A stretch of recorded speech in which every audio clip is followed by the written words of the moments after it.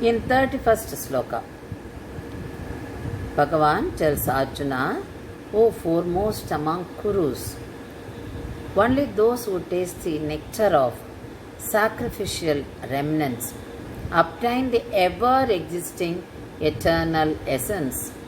The non-performer of sacrifice does not have joy in this world. How will he get joy in other worlds? So here he talks about whatever is made, especially food made for Bhagavan, after it is offered to Bhagavan, it is prasada for us. So when we take the prasada, what do we gain? So the significance of prasada, and this is activity through which we do the sacrifice. So this is secret of sacrifice. So here we find after we offer food to God, the remnants, that is what prasada. When we take that prasada, it purifies our body and mind, and it gives us spiritual advancement. Same way when we offer clothes to Bhagavan. So offering objects or doing any activities. So this kind of offering is sacrifice. Uddhava asks Krishna, whatever you eat, whatever you wear, let me have the one which was offered to you. It can be food or it can be something to wear. So what you wore, you give it to me. And what you ate, the remaining food you give it to me. I will use only that. Only that will help me to conquer Maya. This was the prayer by Uddhava to Krishna. So, yes, we also feel the same. Because when you take prasadam in the temples, we get some sort of transformation. There is some sort of rejuvenation in our mind. And we wait for it. We believe that was eaten by God and the leftover is given. So, we should be fortunate to get that prasada in temples. So this is a kind of sacrifice. So when we have that prasada, it helps us not to get entangled in Maya. So this is one kind of sacrifice done by Karma Yogi. So what do they sacrifice here? Whatever is prepared for food, God, we should have control over our senses. We should not even smell it. First, God should have it. That's what happens in temples and in our houses also. Whatever we make, it need not be very rich food. It can be very simple food. To our capacity, whatever we make, we offer it to God. God likes to have it. He loves to have it because we are offering it with devotion. So after he has it, after he tastes it, only we take. So that is what it is, a kind of sacrifice. So we should have belief that God comes to our house and eat. So whatever he leaves, the rest of the food is taken as prasadam by us. Here is one incident happened in a Divya Desham, Tirukkannapuram, and they use, even today they make that they make prasadam every night. That is called Muniyodara Pongal.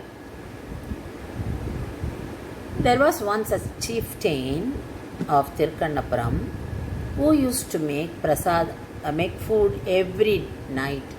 He used to make pongal every night for the Lord and he offer it to him.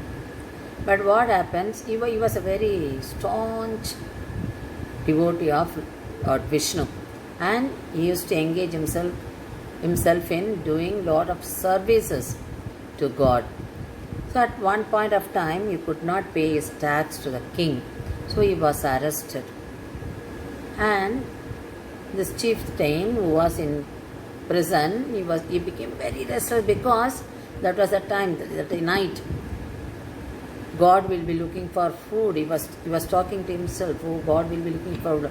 I have not prepared. Then he will remain hungry. So he was feeling so bad and he was literally crying that I am leaving God with empty stomach.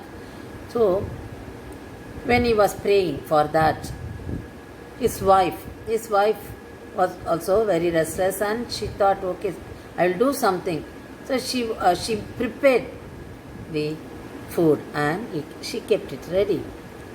God appeared in the dream of king and Bhagavan said, you release him, he is my devotee, you release him. Then immediately the king released. Then the chieftain Muniyodharan, he came running to his house because he had to prepare food. That was night actually. And the wife said, yes, I prepared. Then she took it. He took the prasad food to the temple, but the temple was closed. So he cried, my Bhagavan is in empty stomach, he is feeling hungry, I have not offered anything. So what did he do?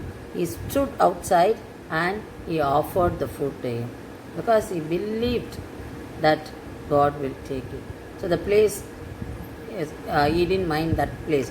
So he stood outside, kept the food, offered the food to God. The next day, the priest of the temple entered the Garbhagraha and found there are some leftovers. The food grains, the cooked rice was on his face, Bhagavan's face. So he understood what happened, how come he got all this on his face.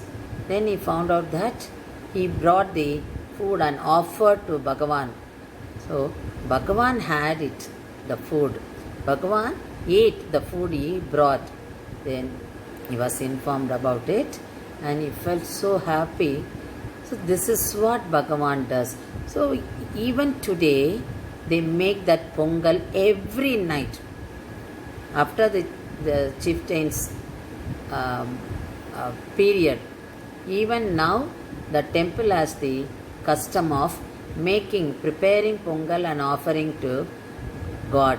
So that pongal is named after him, Muniyodharana Pongal. So Bhagavan accepts, Bhagavan waits for his devotee. Whatever we make, it need not be so grand. Whatever we make in a simple form, he accepts.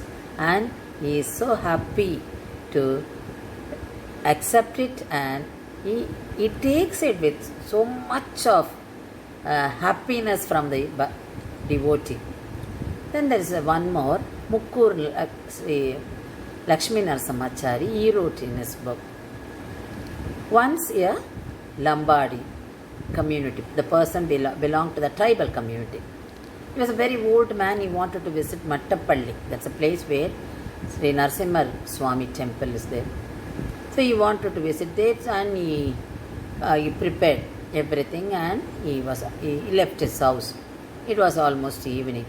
And he took fruits and he took vegetables and he took yam and what all he could, what all he prepared in his land. So he packed everything and went to the temple, Mattapalli. But by the time he reached the temple, it was night. So the temple authorities, they closed the temple and they went off. They asked him to wait till the next day the temple was to be open. And this man was very much disappointed. He could not see the God. Having come all the way, I could not see the God. And he's very old also, very old, very poor man. And he was there. He stayed in front of the temple. Then what happened, after some time, the chief priest of the temple came and he asked him, okay, come on, what do you want? He said, I want to have a darshan. So he took that man with him and he hugged him the way he showed the compassion towards that old man. He hugged him and took all the materials he brought and he took him inside the Garbhagraha. He made him stand there and he offered what all he brought with him, and the old man had very good darshan and he was very happy, and he was brought outside and the temple was closed. So that night went off like that. Then the next morning the priest came to the temple and he found this man was still there. Then he asked him, why are you here? I told you yesterday to go away, that it will take longer time, and why are you just in front of the temple? This is not a place to sleep. Then this man, he didn't say anything. Then he went to the river Krishna to take bath. And the priest went inside the Garbhagraha and he saw the deity with full of flowers and fruits, vegetable, yam and all kinds of things he brought. The old man from his place brought. And he didn't know how to react, but he found out. So something had happened. So this man had the darshan of God. God came and he would have brought him inside. So he realized that. Then immediately he came out and looked for the old man. And the old man was taking bath in the river. And after he came, he took him inside and he said, you are very fortunate, you had the darshan of God. Because this priest saw the figure of this old man inside the Garbhagraha. Only that made him realize that, he was the one blessed by God. God came here to give him darshan. So he realized his mistake and he appreciated him. He conveyed this to him, that God came all the way. God was with you yesterday. He was the one, I didn't take you inside. He was the one who came in my form and he took you inside and he explained everything. So the poor man was so happy. So this is what happens to your true bhakta. See, God never sees whether you are rich or whether you are poor or you are from this community or that community. No. God only looks for devotion, that to true devotion. So this is what we see. So here in this sloka, Bhagavan says this, how some karma yogis follow the breathing, some karma yogis do fasting, and some karma yogis offer food and eat that prasadam. So these are the different ways to attain moksha. So this was explained by Bhagavan to Arjuna. But all these things can happen only with true bhakti. So this is the glory of devotion. We should be true to Bhagavan. So the true devotion is accepted by God. So let's make it. Because we see some rich people offering silk cloths and all costly things to God, but they do only for, some of them, they do only for publicity. Even in the temples we find tubelets or written with the names of the person, the donor. So half of the tublet is occupied by that paint. So that is not a true bhakti. Even if you take like Sudama, how you took only the stuffed rice, puffed rice. So even it can be very simple, it can be very cheap, but you are taking it with true devotion. God accepts that. This is the reward of true devotion. So there was a Pasuram, Edai Edalan. So that Pasuram sung by Tirumangai. In that Pasuram, Bhagavan does not see any discrimination. Whether you are Edai, Edalan, so the Pasuram goes like that. So in that Pasuram he says, whether you are poor or rich, but God doesn't see all that. God sees only your bhakti. So whoever pays the true bhakti, true devotion, God accepts that. And He comes to that devotee. He comes and He appears in some form and gives darshan to that devotee. This is a pasuram by Tirumangai Alvar. Alvar explains how God loves His devotees irrespective of his financial status, his social status. You see, God sees only the devotion, true devotion. ஏழை ஏதலன் கீழ்மகன் எண்ணாது இறங்கி மற்றவர் கிண்ணருள் சுரந்து மாழைமான் மடநோக்கி உன் தோழி உம்பி MP என்று ஒழிந்திலை உகந்து தோழன் நீ எனக்கிங்கொழியென்ற சொற்கள் வந்து அடியேன் மனத்திருந்திட ஆடிவண்ணன் நின் அடியினை அடைந்தேன் அணிபொழில் திருவரங்கத் தம்மானே. So he says, ஏழை ஏதலன் கீழ். No, he doesn't see whether you are rich or poor. Even if he is ஏழை, even if he is in a lower, that is economically, socially, if he feels he is in the lower status, he doesn't see all that. So this is how the Pasuram starts. So God loves his bhaktas. He comes immediately when his devotee, when his bhakta wants him, calls him when he is in any help.